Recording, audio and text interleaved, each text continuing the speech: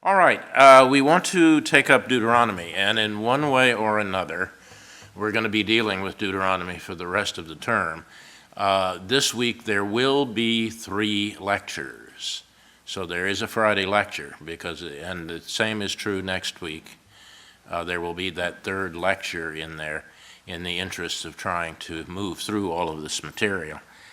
So Deuteronomy has been a sort of odd book out in the Torah for a very long time. Even in antiquity, people recognized that it was somehow different from the other Torah books. I've put an outline of it up on the blackboard. The book begins with a kind of general retrospective on everything that we have read in the narrative line of the Torah since Exodus. This in itself is significant. The book does not include information on the ancestors or the ancestral wandering. They seem to begin the history of Israel with the Exodus, and this will be characteristic of the theology of Deuteronomy and things that depend on it. The Exodus for them is a crucial event in the history of Israel.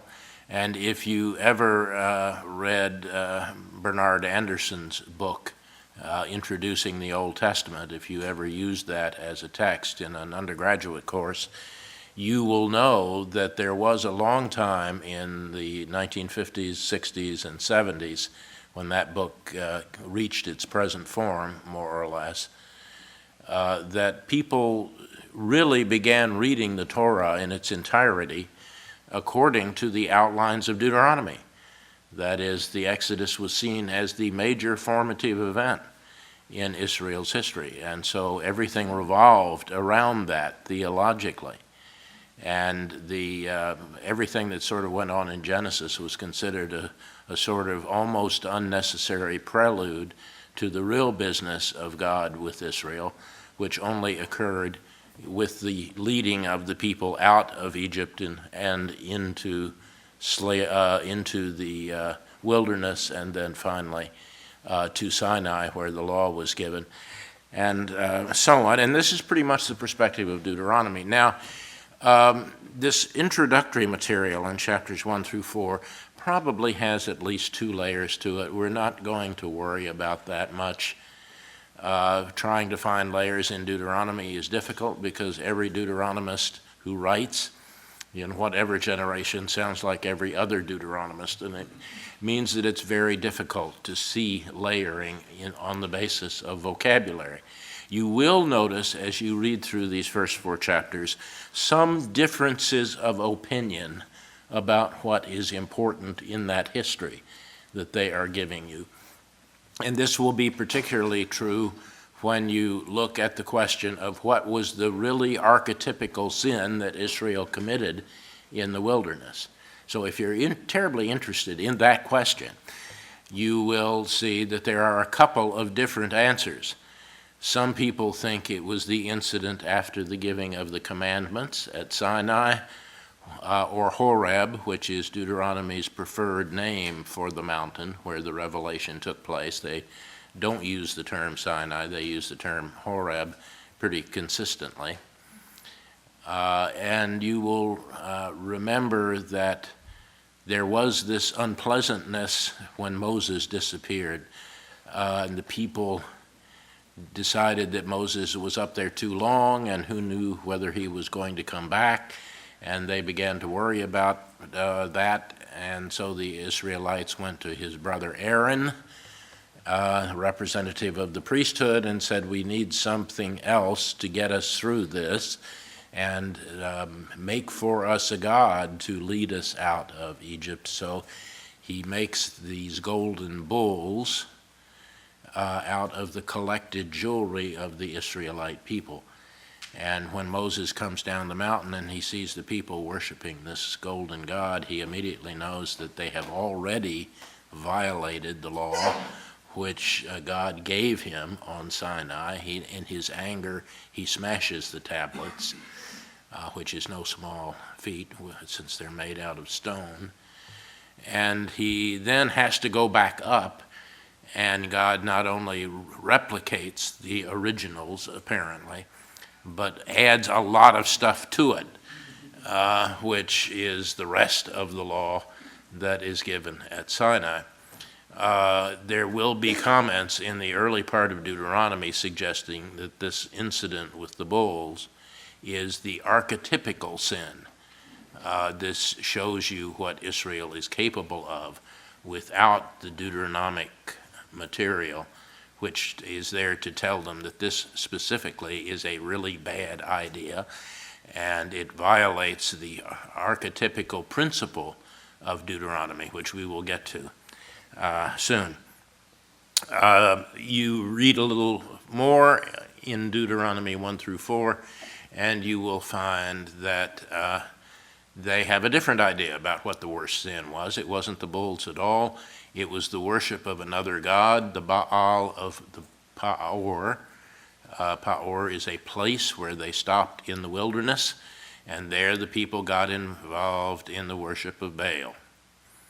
And that is highlighted by Deuteronomy as the worst sin. So there seems to be a kind of contest among Deuteronomists about just what the worst sin might be. At the end of the day, you don't need to worry about it because it's the same sin in both cases. One of them is worshiping a foreign god, namely Baal. The other is worshiping an image of a god that is replacing the God of Israel. So the worship of other gods and the violation of the notion that you should not make an image, which is clearly based on the Ten Commandments, that is the archetypical sin for the Deuteronomists. So it doesn't really matter which of those you think was original. It adds up to the same thing. And the Deuteronomist is giving you examples of Israel's past behavior where they violated what God wanted by way of covenant, and then the rest is history, as they say. For that, they were condemned in the wilderness and so on. So Deuteronomy has not yet decided just what the worst possible configuration of Israel's past might be, but it all adds up to the same thing, and that is the worship of other gods. These introductory chapters are followed beginning in 444 by a very long central core, which you might simply describe as the mosaic Torah. That is the Torah which Moses gives them now on the banks of the Jordan before they cross over. This presents itself as a kind of review of what happened at Sinai, as if Moses were giving them a kind of review before the exam. Now let me remind you of what you need to do when you cross over the Jordan and enter the land. Remember everything that God told you at Sinai, and so you expect the book of Deuteronomy to be a kind of review of what is already going on at Sinai. If you've read Deuteronomy, and I hope by this time you certainly have, you already know that it isn't a review at all. There is stuff in there that is not in the Sinai section. And Moses is very clear about that if you read carefully what he has to say to the people. He says, well, God told me some things at Sinai that were not relevant to you at the time God told them to me, because we had not yet entered the land. So this law that I am now giving you is all of the stuff that God told me, but that I withheld from you. And so I'm now going to tell it to you because it's relevant. It's life for the land. It is how you act in the new land that God is about to give you. And it also will outline what happens to you if you do not obey these covenant regulations. God will not any longer let you live in the land. So there is this concern now with the new land in Deuteronomy, which we did not find in the rest of the Sinai legislation. and the keeping and losing of the land will become a major theme in the covenant stipulations that Moses now gives to the people. So it's the same deal. It's all law from Sinai, but Moses is very clear that this is law that has not been given to them before, so they should not be surprised that there's new stuff in here that they really didn't know about. So that is the gimmick of the Mosaic Torah. It opens, the Torah section opens with an exhortatory section. That is, the style of it is very much Moses in this speech urging people to obey these covenant stipulations. People and then outlining for them what will happen if they obey them and what will happen if they do not obey them.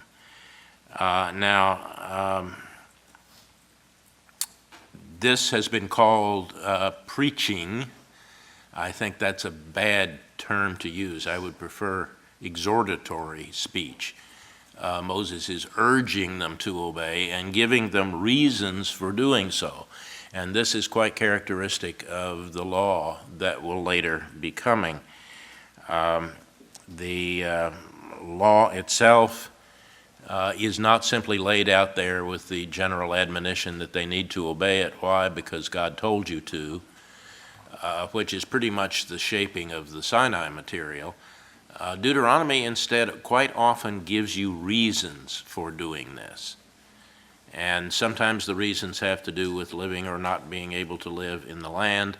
Sometimes there are other reasons. You are to be worried about taking care of the slaves because you were slaves in the land of Egypt. That's a kind of typical motive clause in a Deuteronomic law, and where it differs from the parallel slave laws in the covenant section of Exodus.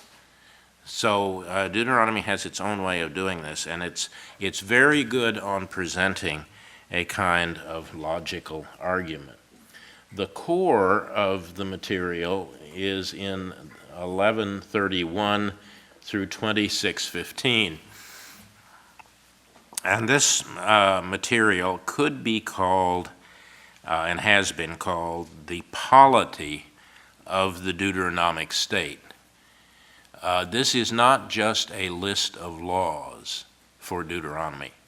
This is a comprehensive description of the good life according to the Deuteronomist. What is Israel to look like once it crosses over into the land? So it is a polity in the sense that Plato's Republic is a polity.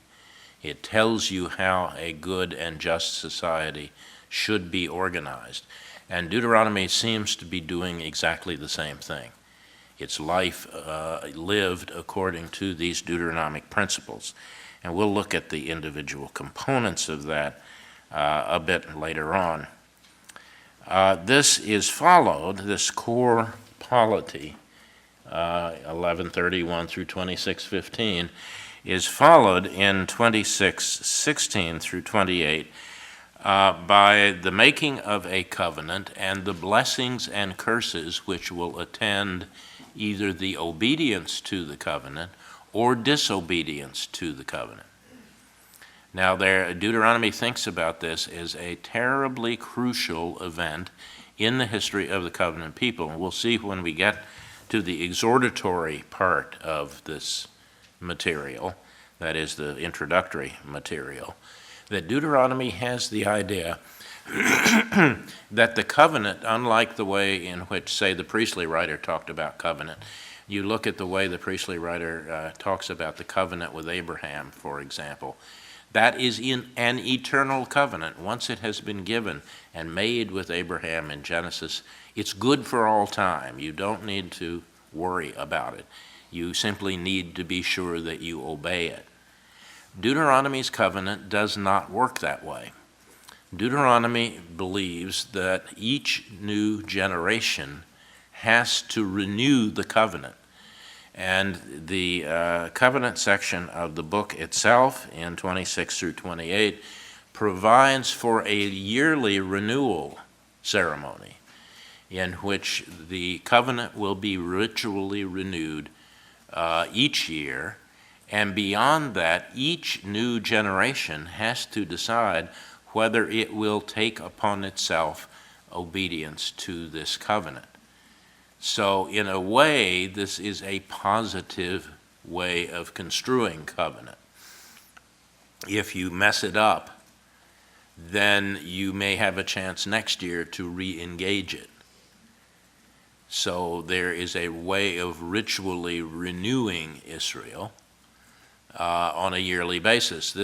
The closest parallel to this would be the priestly notion of the Sabbath, in which the world, in a sense, gets recreated every week by the celebration of Sabbath in ritual, and in that ritual, the world, in a sense, is renewed and brought back to its state in which it was created. The priestly writer seems to think that that's the way the Sabbath works. In the chapter 1 and 2, where the Sabbath is the climax of the created order. So ritually, it provides for the renewal of the world. And Deuteronomy seems to think that the renewal of this covenant does the same kind of thing for Israel. The only question is, does it get renewed yearly? Well, there is this provision for renewal. But then it also can be renewed generationally, which means that the sins of the ancestors no longer are binding on the children.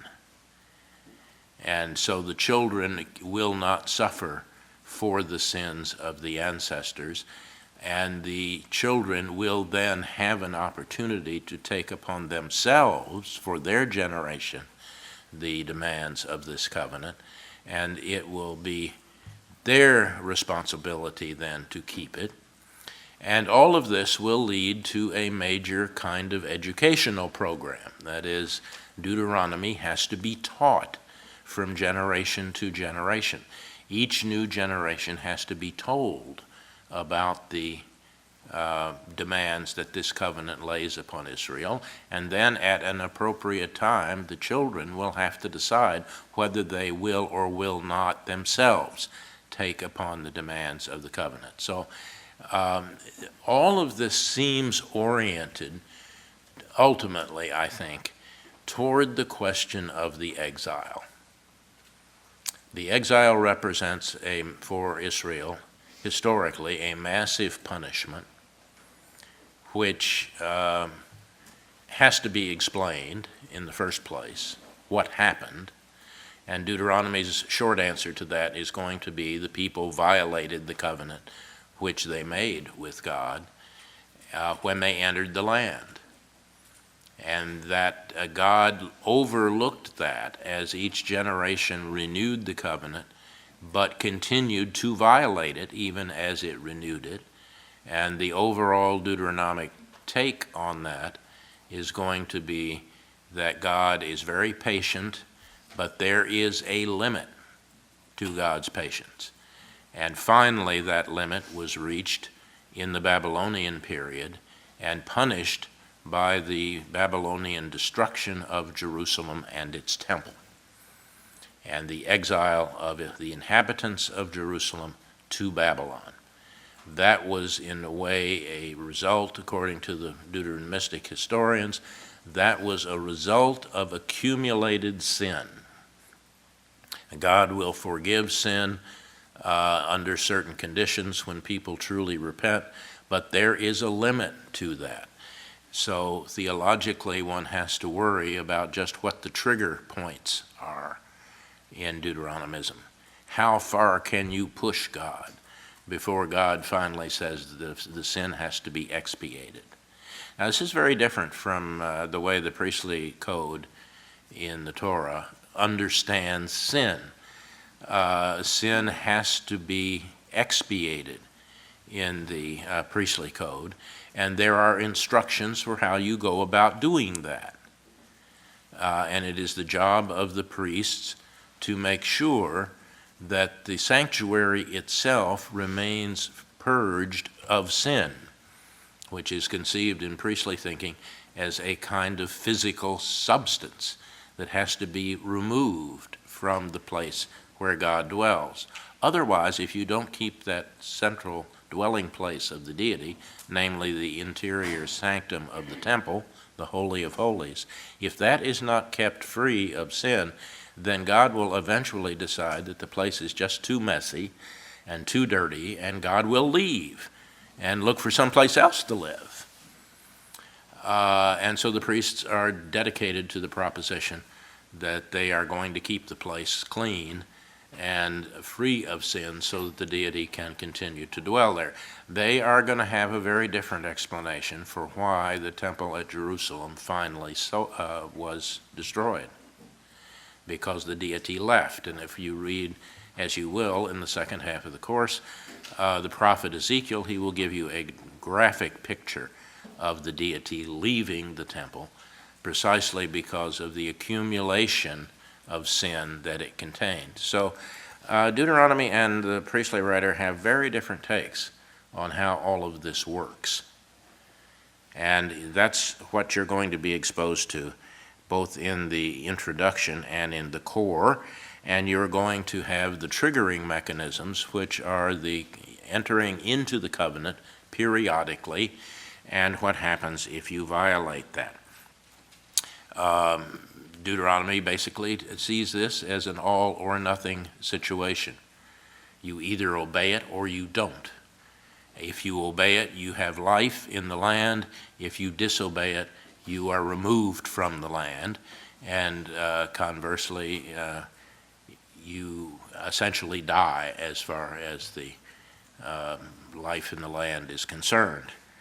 I put before you this day life and death, blessing and curse. It's your choice. You take life or you don't. So it's a very simplistic and binary system that Deuteronomy seems to operate with. And so it ends in 33 through 34 with blessings on the tribes. They have now entered into the covenant. We'll see when we get to Joshua that they are given the chance to make the covenant once they have settled into the land, and they take upon themselves the demands of the covenant willingly, and then it's all downhill after that. We'll talk about how that wider perspective works and relates.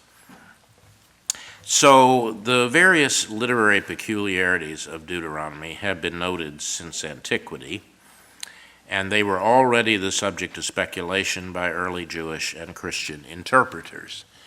So what are some of the peculiarities? I've already given you a kind of big brush portrayal of what some of the differences are, but there are also things that really have to be described as peculiarities. First of all, if you're reading through the Torah from the standpoint of the narrative line of the Torah, that is, the story that is told, from that standpoint, the book of Deuteronomy is totally superfluous.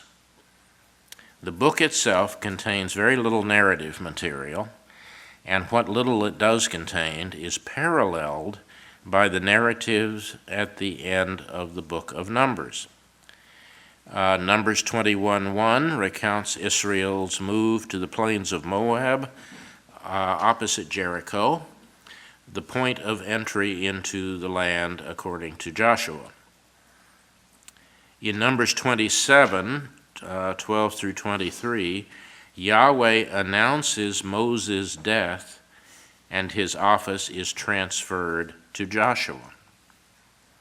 Numbers 36:13, the last verse in Numbers, is a summary statement indicating that Moses' law-giving is actually concluded.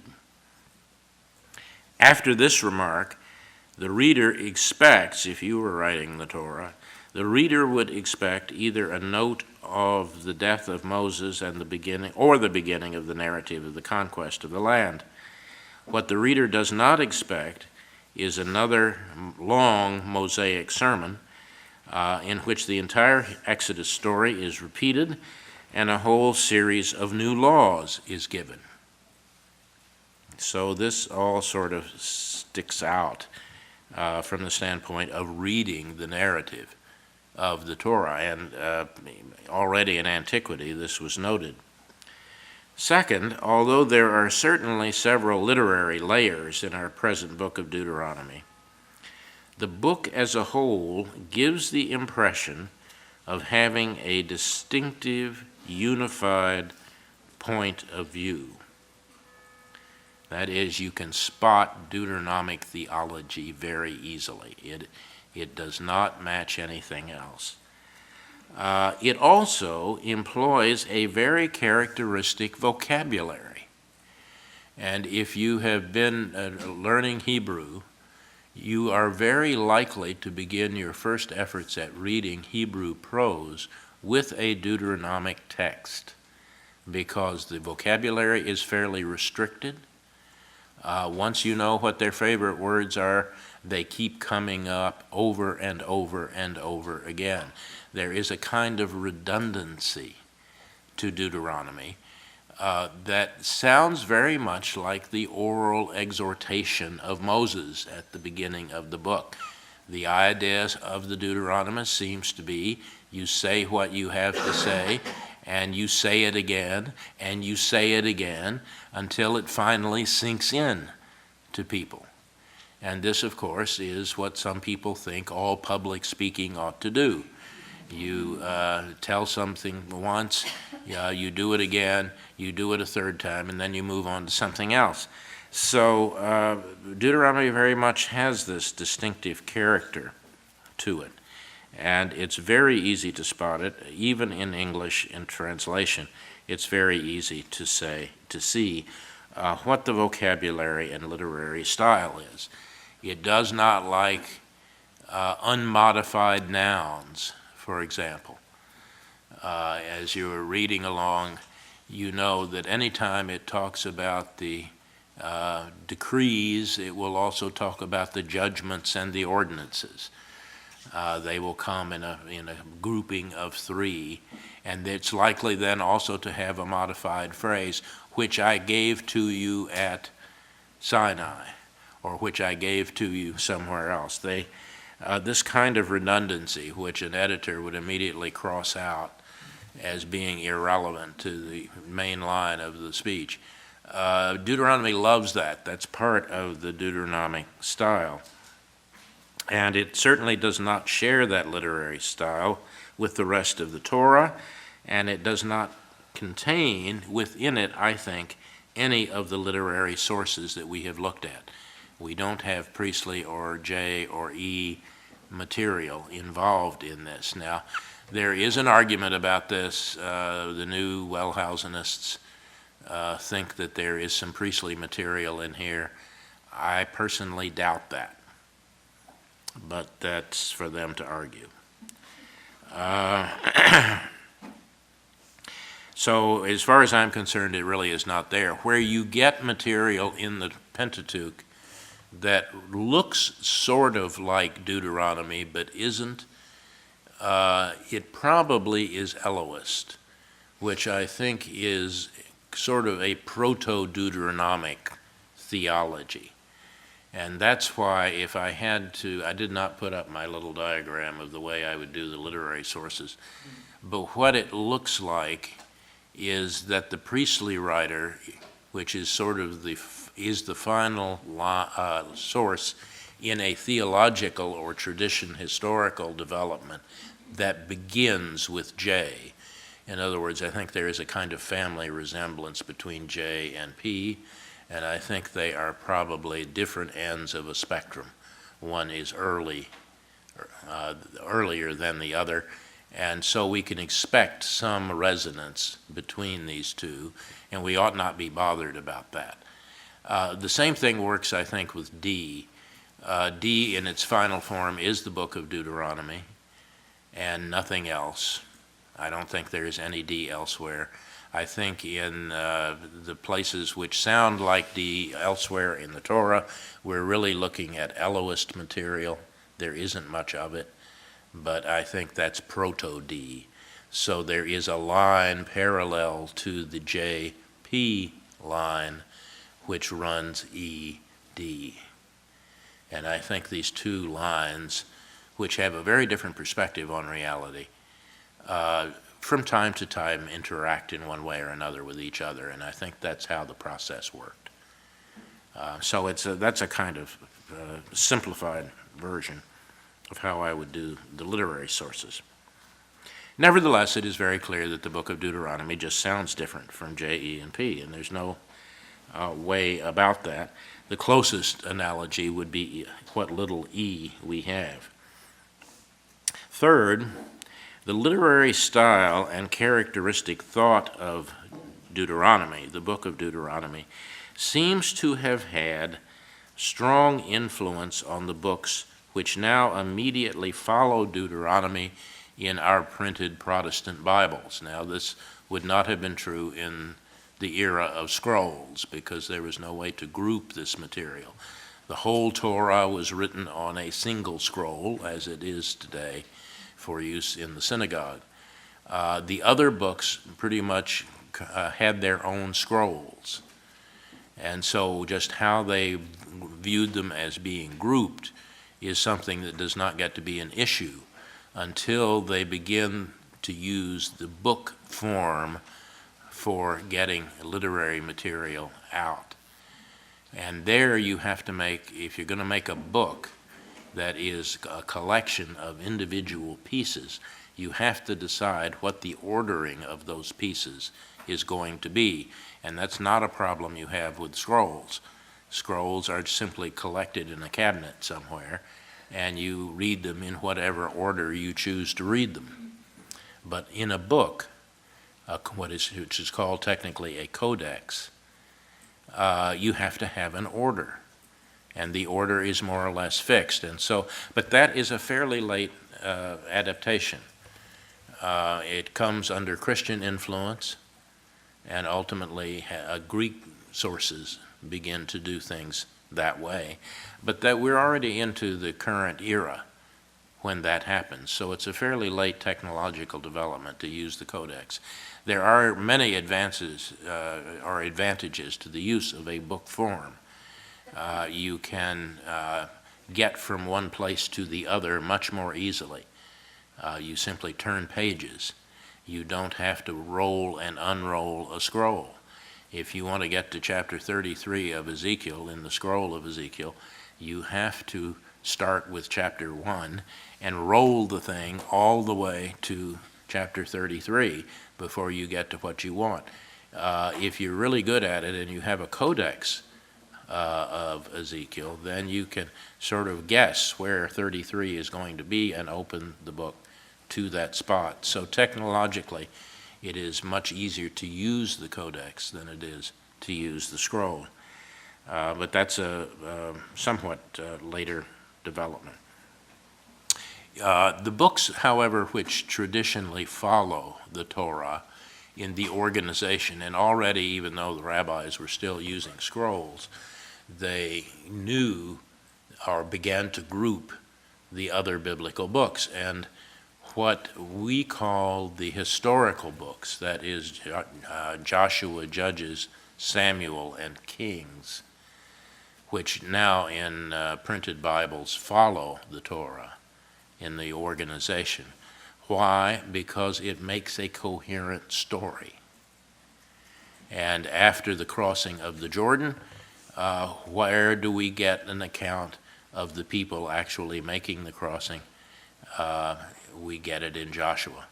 So that's obviously meant to be a continuation narratively of what we find in Deuteronomy. And then Judges is something of a puzzle, exactly where Judges goes and why they put it where they put it. But it does seem to be pre-monarchical in the story sense. That is, it is about leadership in Israel before there were kings. And then where does the story of kingship in Israel begin? It begins in Samuel, and then continues on through the book of Kings. So looking at these collections, it's fairly clear what the right order to read this is.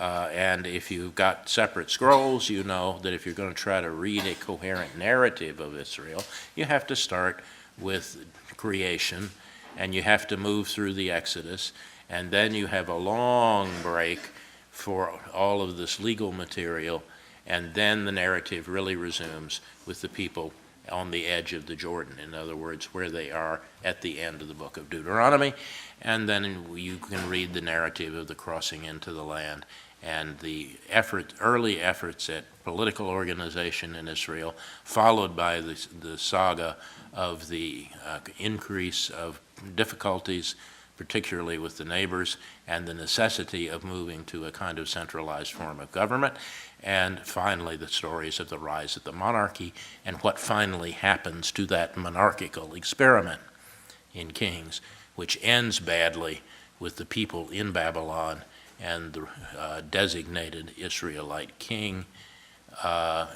in prison in Babylon. So it makes a kind of coherent sense to read these stories that way. Furthermore, when you begin to read Joshua, Judges, Samuel, and Kings, these books that traditionally follow Deuteronomy, people early on began to notice a strong family resemblance in language and theology between the book of Deuteronomy and these books which Protestants call historical books and which Jews call the former prophets because of the prominence of prophetic figures in these books. So for a long time, people saw a kind of Deuteronomic connection. They also saw Deuteronomic connections elsewhere. The book of Hosea, for example, which is said to be from the northern kingdom, suggests a theological stance and, in some senses, a vocabulary which looks like it has Deuteronomic influence in it. Even more so, the book of Jeremiah has whole sections of exhortatory material which seems to replicate some of the theology of Deuteronomy and even the style of Deuteronomy. Jeremiah has in chapter 7 what is usually called the temple sermon, which looks like it is in style based very much on the exhortations of the beginning of the book of Deuteronomy. And the theology of that chapter is obviously based on a Deuteronomic way of understanding the world. So the book of Deuteronomy Jeremiah is usually thought to be Deuteronomic in character. And Jeremiah himself is thought to be from a priestly line of Levites that possibly were also connected with the formation of the book of Deuteronomy. So scholars for a long time have been noticing these things. I mean, this was noticed in antiquity. And although the mosaic authorship of Deuteronomy is very clear, the narrative of Deuteronomy attributes this very clearly to Moses. This is unlike some of the other material that you get where attribution in the Torah is not clear. In Deuteronomy, it's crystal clear where all this comes from. It's Moses' last speech to the people before he dies. It's in that category of farewell speeches that is a literary pattern that you get in much ancient literature. The final words of the major figure before sort of throwing the people out and saying, "You're on your own now after this. These are my last thoughts for you." And so this Deuteronomy falls into that category. So the connections here were obvious to the early scholars. The rabbis already thought that this material was connected in some way. And so, for example, when they read the book of Kings, which sounds so Deuteronomic in its language, they say, well, who wrote the Book of Kings? It must have been somebody who lived in the time of the monarchy. The last event in the book is the fall of Jerusalem and the exile of the people to Babylon. That's how it ends. So it had to be somebody who was alive during that time. And so how did they solve this problem? Well, it must have been Jeremiah. Jeremiah has material that sounds just like what we have in Kings, and he lived in the right time for this. We know what his dates are, more or less, and when he was active as a prophet. And it's exactly the right time to have written Jeremiah. So the rabbis attribute the authorship of the Book of Kings to Jeremiah. So you can see how they're beginning to make these connections on the basis of internal theology and language. This grows finally under the writing of a German scholar named Martin Noth, whom we talked about in passing when we were talking about tradition criticism. He is responsible for getting us to concentrate on traditional contents of things and the way in which they relate to each other, motifs that connect material.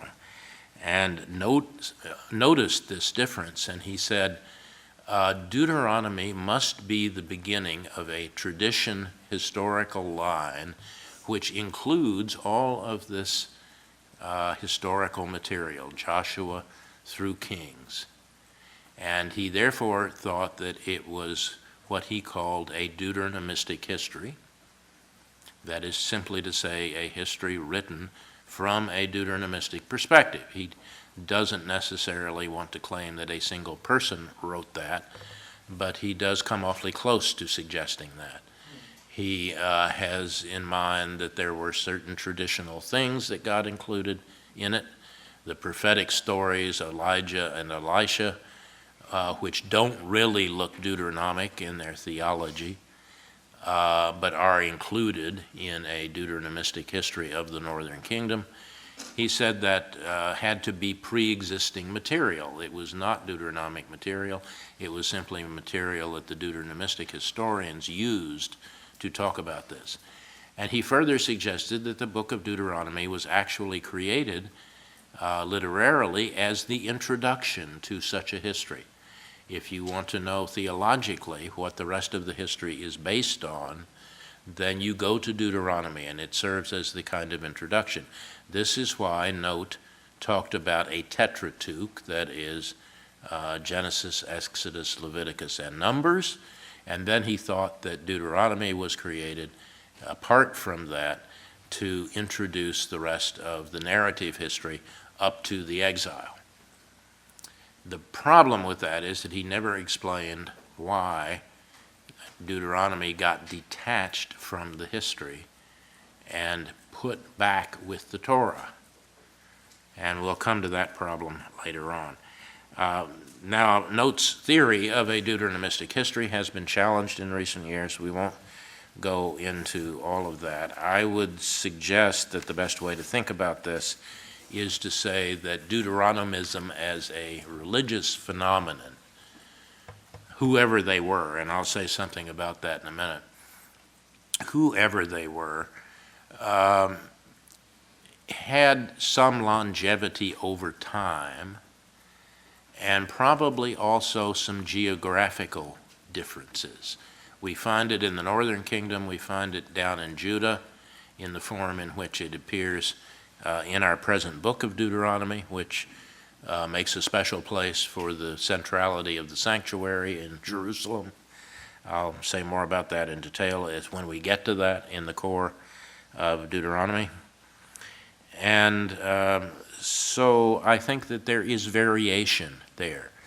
And you begin to notice it when you look at these books that are supposedly influenced by Deuteronomy. A simple way of saying it is that the book of Jeremiah is Deuteronomic, but it is a different variety, a slightly different variety of Deuteronomism than what you get in the book of Deuteronomy itself. And the biggest mistake we make is expecting complete agreement between the book of Deuteronomy and these other books that are influenced by a Deuteronomic tradition. I think what we're dealing with here is a long-lived kind of perspective on the theological issues that Deuteronomy cares about. So I think it is a fairly long-term and somewhat heterogeneous movement. Can we say anything more about it than that? It's traditionally said, and this goes back to Deveta, remember, it's traditionally said that the book itself came into existence at the time of Josiah, whose priests found, in quotation marks, a Torah from Moses in the renovations on the temple in Jerusalem. And King Josiah then engaged in a reform that clearly, according to the book of Kings, seems to be based on the commands of Deuteronomy. The distinct commands of Deuteronomy, that is, ones that are not shared with other parts of the Torah. I think that probably goes a little too far. I'm not sure the book was written in the time of Josiah. I think probably the traditions behind it go back further than that. I would put it originally in someplace in the northern kingdom. I think it is a northern movement. And the reason for thinking that is that the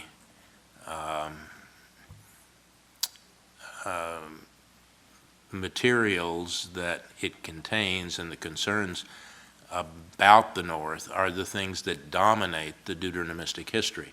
We'll see when we get to Judges that all of the judges are really northern in their origin. The sites mentioned are all northern sites. The first arguments over kingship, the first major political entity that we really have successfully after the Davidic Solomonic period is northern. If you look at the book of Kings, almost all of the material that it deals with is northern.